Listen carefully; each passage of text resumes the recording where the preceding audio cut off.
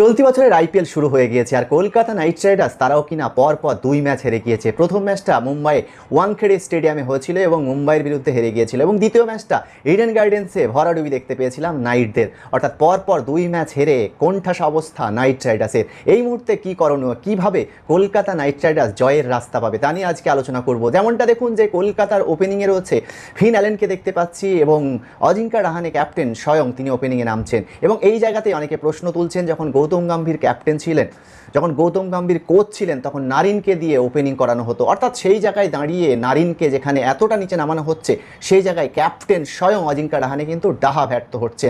আর এখানেই পাওয়ার প্লেতে বড় রান উঠছে না। এবং ইডেন গার্ডেন্সে যেখানে স্পিন সহায়ক পিচ পাওয়ার জন্য মরিয়া ছিল, কিন্তু পিচ কিউরেটর সুজন তিনি জানিয়ে দিয়েছিলেন যে স্পোর্টিং পিচ হবে এবং অনেক রান উঠবে, পাটা উইকেট হবে, কিন্তু শেষ অবধি সেই ছবি দেখা গেল। কিন্তু অজিঙ্কা রাহানে যখন দ্বিতীয় ইনিংসে ব্যাট করার পর পুরস্কার বিতরণী অনুষ্ঠানে তিনি বললেন যে আমরা যখন ব্যাট করছিলাম পিচ খারাপ হয়ে গিয়েছিল ইডেন গার্ডেন্সের। এবং এই জায়গা থেকে বোঝাই যাচ্ছে যে কলকাতা নাইট রাইডার্সের যেখানে বরুণ চক্রবর্তী রয়েছে, সুনীল নারিন রয়েছে, এরকম বিশ্বমানের স্পিনাররা রয়েছে, তারপরেও তারা কিন্তু সুবিধা পাচ্ছেন না বলেই অভিযোগ করেছেন। কিন্তু কলকাতা নাইট রাইডার্সের পুরো টিমে গলদ রয়েছে।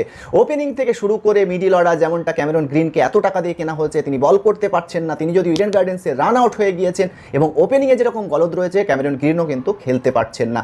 সব মিলিয়ে বোলারদের নিয়েও কিন্তু প্রশ্ন তুলতেই হয়, কারণ বোলাররা আশানুরূপ ফল করতে পারছেন না। আমরা ইডেন গার্ডেন্সে দেখলাম যেখানে মুজারবানি কিন্তু দুর্দান্ত বল করলেন, 4 উইকেট পেলেন, কিন্তু তারপরেও যে স্বপ্নের বোলিং লাইন আপ তৈরি করেছিল আইপিএলের নিলামের মঞ্চ থেকে কলকাতা নাইট রাইডার্স কর্তৃপক্ষ, সেটাই কিন্তু ভেঙে গিয়েছে। যেমনটা দেখলাম মুস্তাফিজুর রহমানকে বাদ দিতে হলো, পাথি রানা চোটের জন্য এখনও আসেননি, হয়তো চলে আসবেন। এবং হর্ষিত রানাকে দেখলাম তিনি চোটের জন্য পুরো আইপিএল থেকে ছিটকে গিয়েছেন। অর্থাৎ স্বপ্নের বোলিং তৈরি করেও, বোলিং লাইন আপ তৈরি করেও কলকাতা নাইট রাইডার্স তাদেরকে খেলাতে পারছে না। অর্থাৎ সব মিলিয়ে কলকাতা যে অনেকটা ব্যাকফুটে, তাদের যে টিম ব্যালেন্স অনেকটাই খারাপ অবস্থায় দাঁড়িয়ে রয়েছে, সেটা কিন্তু পরিষ্কার।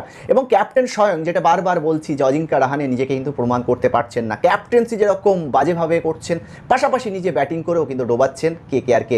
এই জন্যই কলকাতাকে হারতে হচ্ছে। সব মিলিয়ে ব্যর্থতায় মোড়া কলকাতা নাইট রাইডার্সকে ঘুরে দাঁড়াতে হলে অবশ্যই বেশ কিছু পরিবর্তন করতে হবে। যেমনটা ওপেনিংয়ে অবশ্যই নারিনকে ফেরাতে হবে এবং সেই জায়গায় দাঁড়িয়ে যে ক্যামেরন গ্রিন পারফরমেন্স না করতে পারলে তাকে বাদ দিতে হবে, তবেই কিন্তু কলকাতা নাইট রাইডার্সের জয়ের রাস্তা খুলবে। অর্থাৎ কলকাতা নাইট রাইডার্সের সার্বিক ব্যর্থতাই হারের মূল কারণ। আপনারা কি মনে করছেন, কলকাতা কেন হারছে?